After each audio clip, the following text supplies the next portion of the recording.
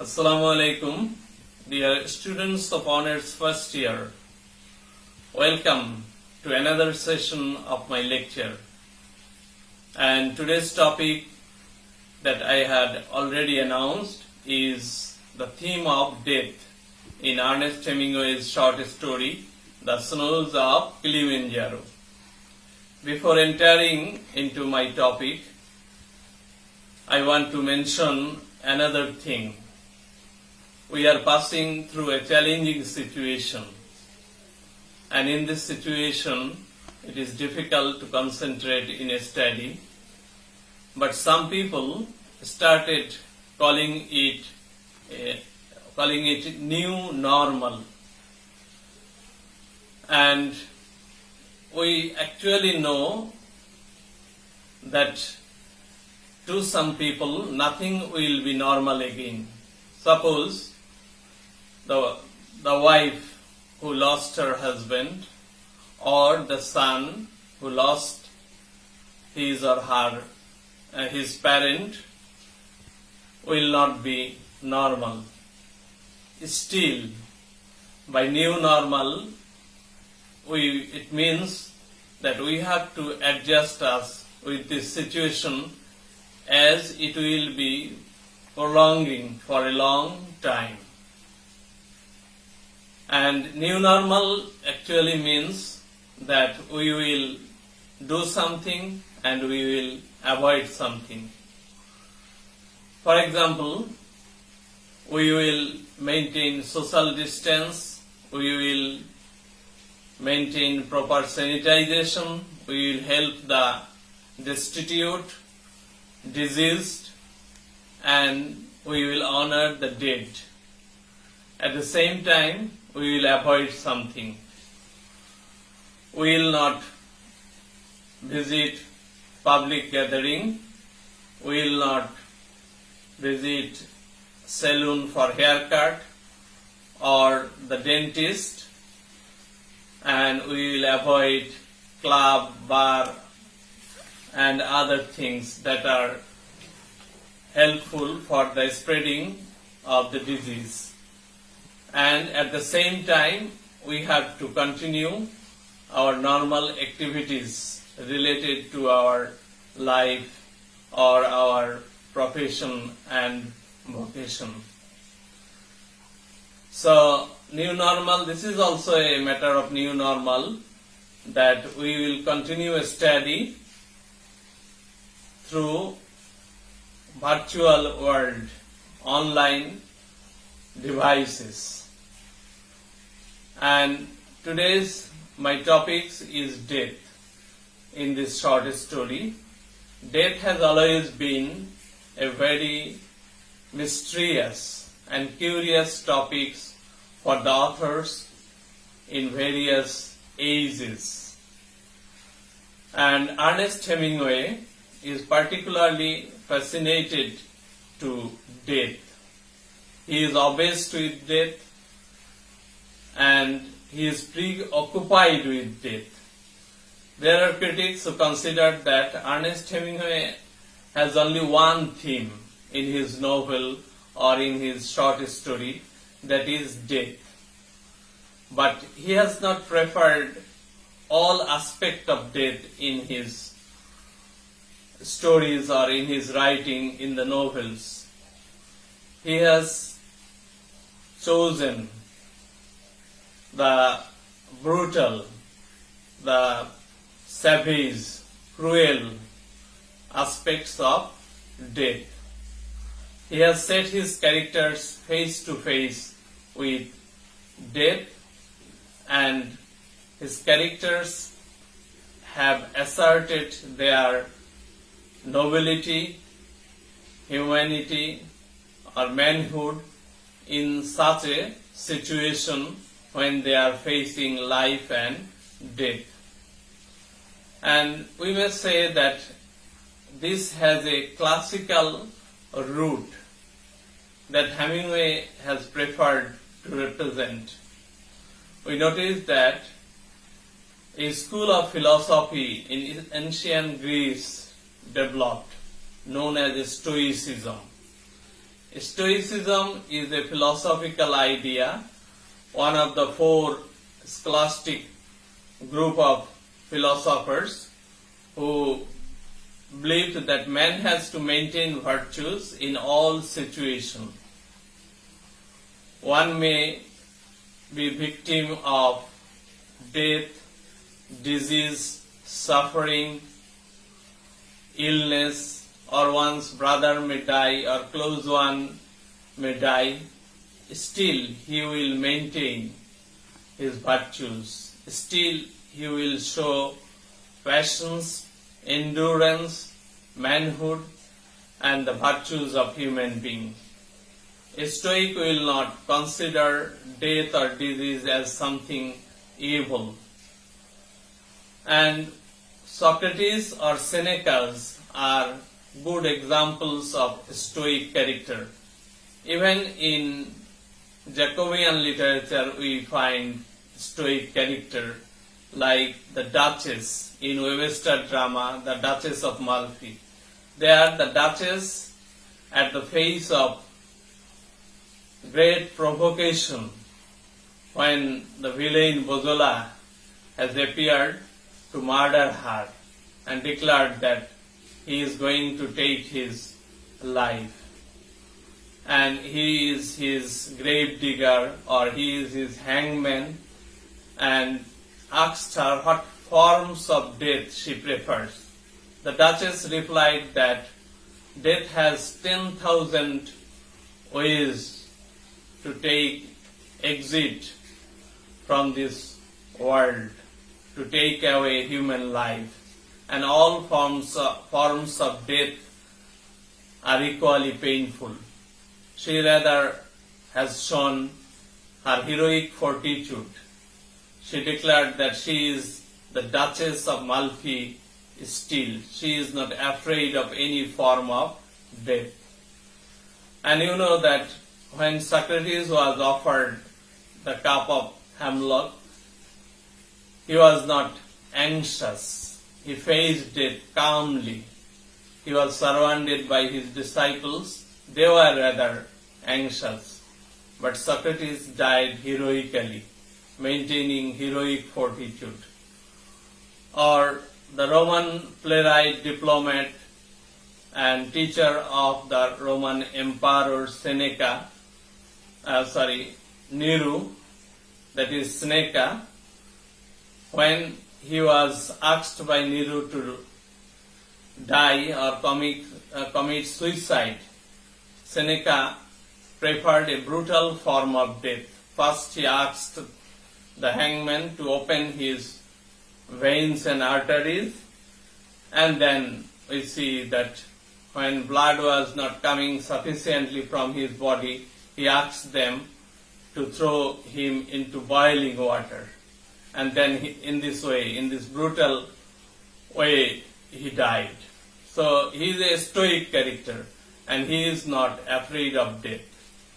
So Hemingway has preferred this sort of character who can show us Stoic virtue, Stoicism in their character.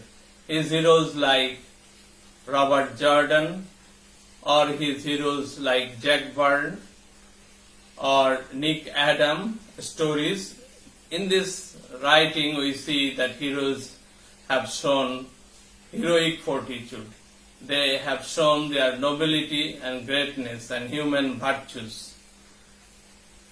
So we see that Hemingway preferred this aspect, this cruel aspect. At the same time, he preferred that the heroes should show their nobility, greatness, and virtues.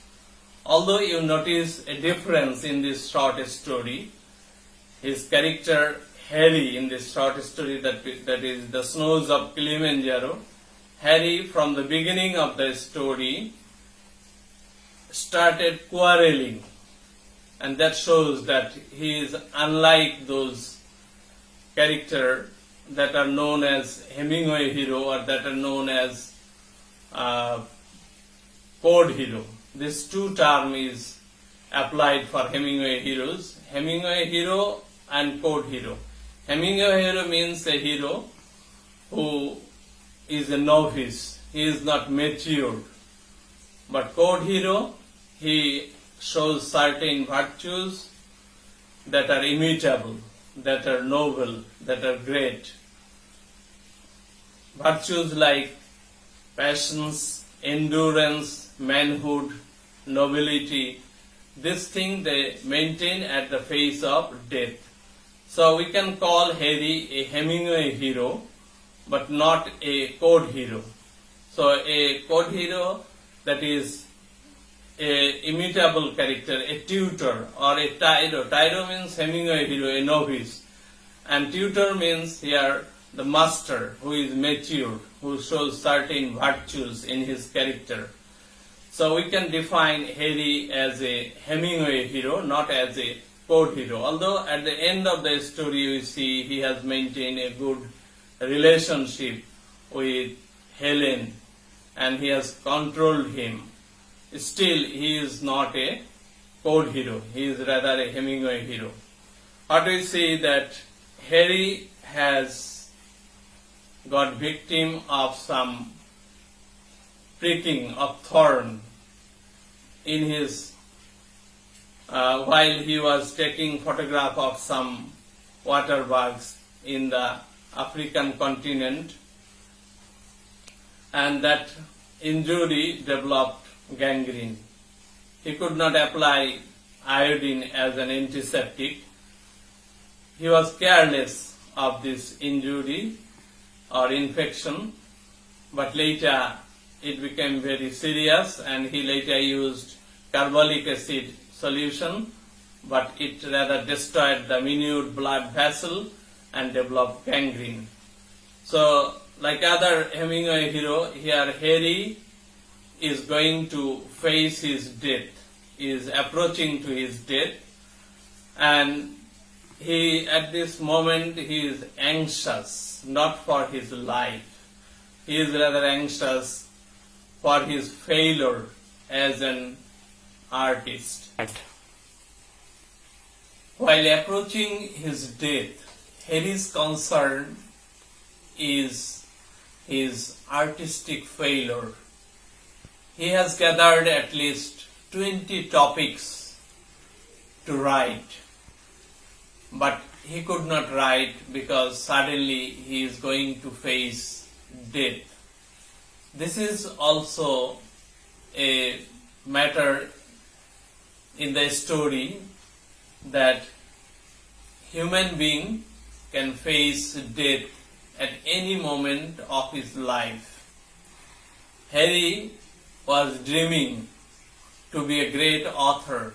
He was collecting themes for his writing, stories.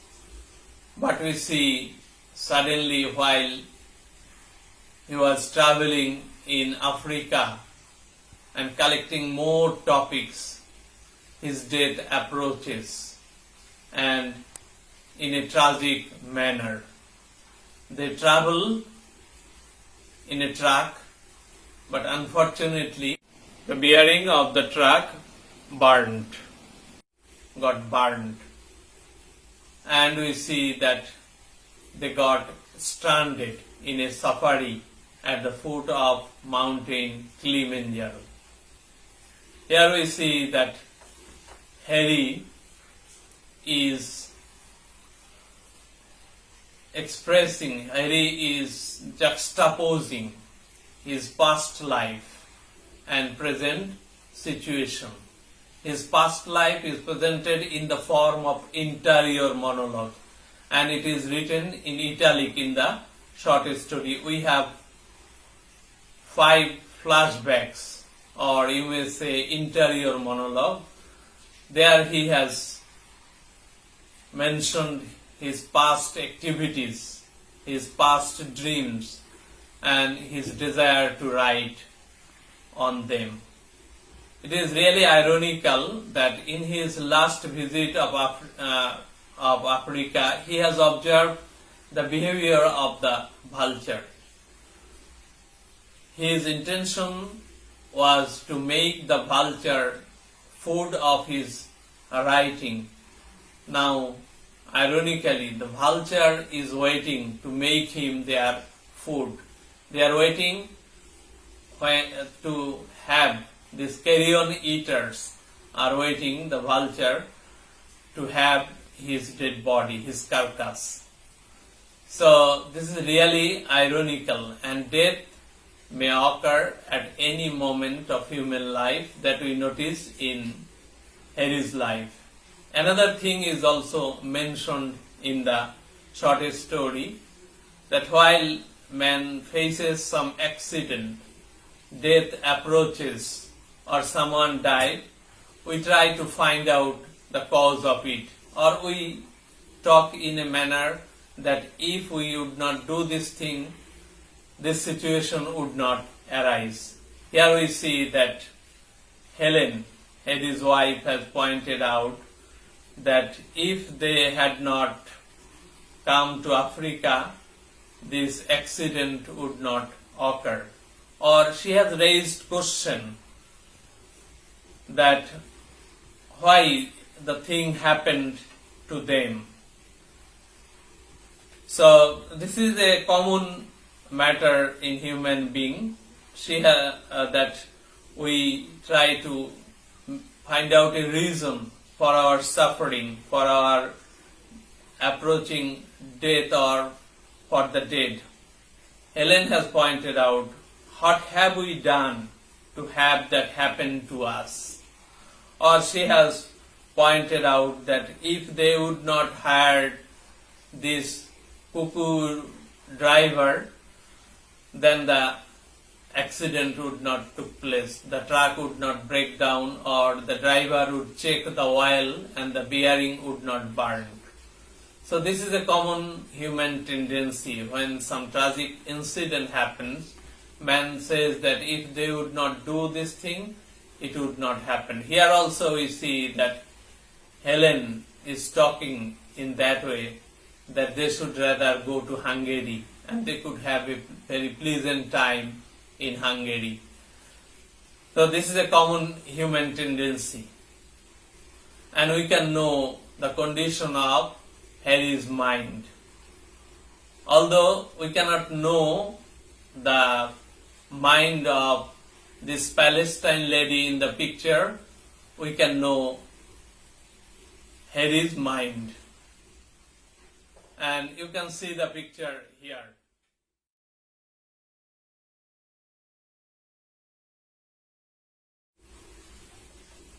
Harry, in his past life, has wide experience of watching death and brutality.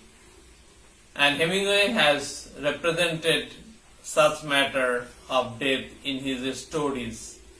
In one flashback, it is perhaps the last flashback, where we see Williamson, a soldier, is dying, and as a result of bomb explosion, when he has awakened, he found that his bowels comes out caught in the fence of wire, and he asked Harry to shoot him, and Harry offered him all the morphine tablet he had to release him from the pain.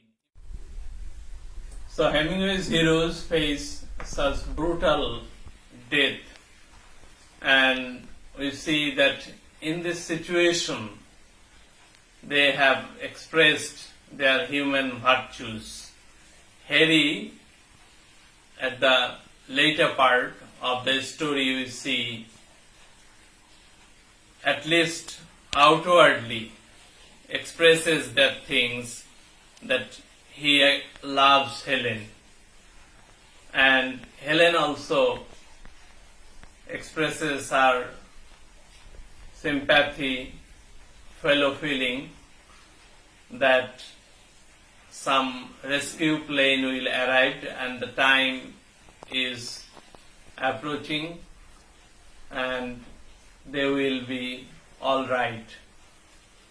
So she gives consolation to Harry, and Harry, although knows that he is going to die, still maintains his passion. Although not like other heroes, great heroes of Hemingway like Robert Jordan, but he dreams that he dreams that a rescue plane has arrived and taken him to the top of the mountain of Kilimanjaro. The snowy mountain looks brilliantly white and it was shining in the sunlight. So that is the kingdom of God. There he arrived. It expressed his desire of immortality like the gods, and he dreams it. So although at the first half of the story he is very quarrelsome, he is angry, or he shows his immaturity, or he is not like other Hemingway heroes, at the end we see that he has achieved some sort of virtue and shows his greatness like a leopard. So the theme of death in this way the author has represented. And another thing of Hemingway's representation of death is here is personification. He has personified death. Harry,